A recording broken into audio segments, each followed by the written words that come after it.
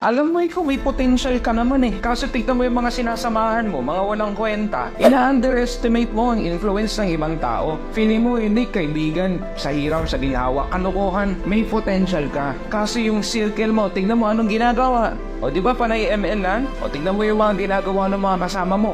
Panay sabong lang, di ba? O tapos ngayon nangangarap ka, gusto mong umasenso. O hindi mo mabikawan yung mga walang kwentang tao sa circle mo. Sasabihin ko sa'yo, ano mangyayari sa'yo dyan. O kung ganyan na napapaibot sa'yo forever, huwag kang magtaka kung ba't walang mangyayari sa buhay mo. Gusto mo ng magbabago?